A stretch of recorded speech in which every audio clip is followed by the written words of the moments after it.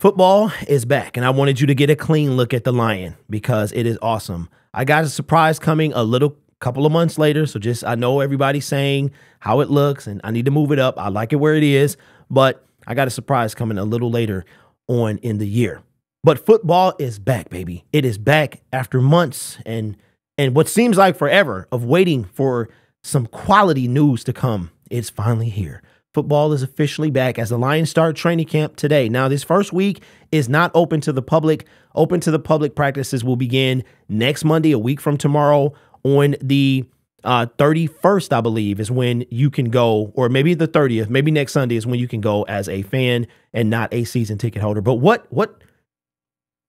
It's so much news. It's so much news coming out of training camp. I am overwhelmed. I am overwhelmed because it's so much I cannot contain it. We went from no content to content. There's a bunch of it. And it's a lot coming out of training camp.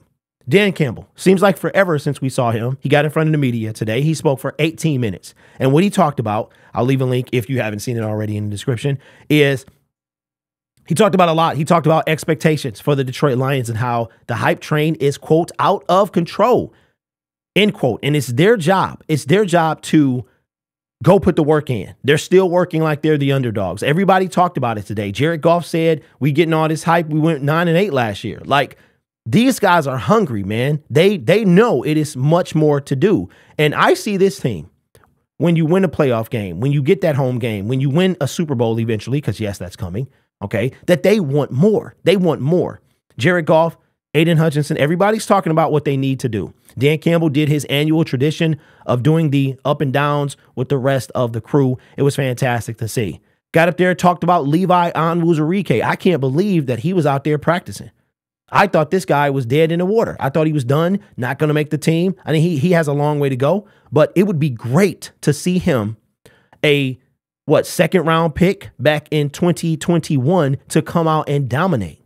Maybe that's why we haven't got a defensive tackle, because he can actually play, but it's a little too early to tell with that.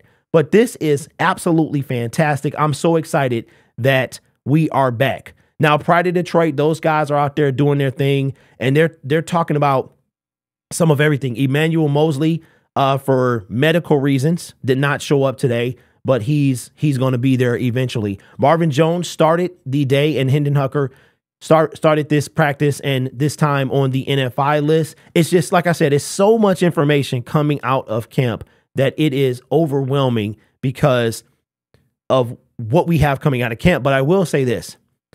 From early looks, it looks like the defense is going to be much improved. Now, if you remember this time last year, the defense was struggling. We would hear that the offense was dominating the defense, and then the defense was dominating the offense. But what we really heard was the defensive line that was putting in all the work.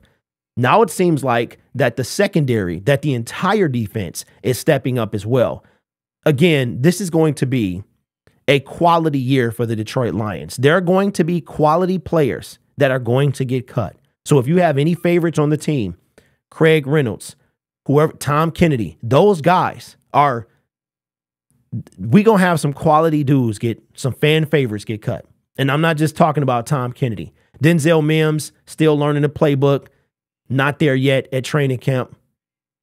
And Dan Campbell also talked about Michael Badgley and how he was sad to cut him. He was sad to see him go. Got nothing but respect for him. But he felt like Patterson and Badgley were the same player. They had the same skill set.